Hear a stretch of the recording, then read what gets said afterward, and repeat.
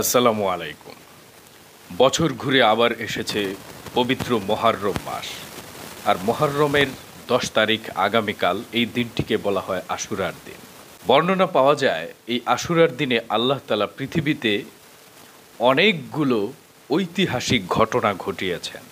ফেরাউনের হাত থেকে মূসা আলাইহিস সালামকে মুক্তি দেয়া, মাছের পেট থেকে ইউনুস আলাইহিস সালামকে মুক্তি দেয়া, ইউসুফ আলাইহিস সালামকে কুয়া থেকে মুক্তি দেয়া সহ এই ধরনের অনেকগুলো বিখ্যাত ঘটনা এই দিনে আল্লাহ পাক ঘটিয়েছেন, যে কারণে এই আশুরার দিনটি বিশ্ব মুসলিমদের কাছে একটি অবিস্মরণীয় দিন।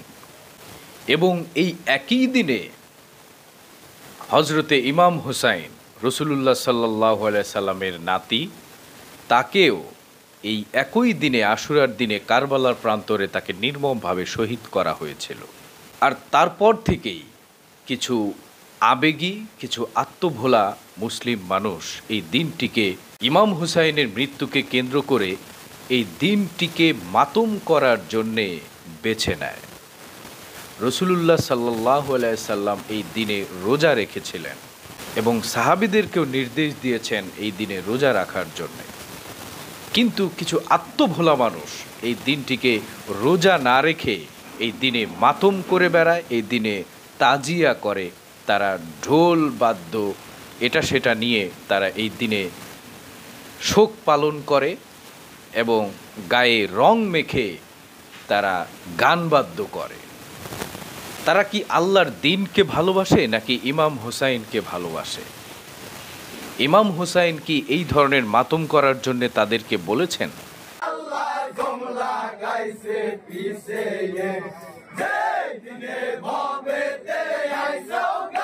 ইমাম হুসাইন রাদিয়াল্লাহু তাআলা আনহু তিনিও তো এই দিনে রোজা রেখেছিলেন, আশুরার দিনে রোজা রাখতেন। ইমাম হুসাইনের প্রতি ভালোবাসা দেখাতে গিয়ে এই দিনে রোজা না রেখে তারা মাতম করে কি বোঝাতে চায়? ইমাম হুসাইনের মৃত্যুতে শোক পালন করার জন্য যারা এই দিনে মাতম করে, তারা না রাখে রোজা, না পড়ে নামাজ, না দিনের অন্যান্য হুকুম আহকাম তারা পালন করে। সত্যিকার অর্থে এরা নিতান্তই ধান্দাবাজ, ধোঁকাবাজ আর প্রতারক মুসলিম ছাড়া কিছুই নয়।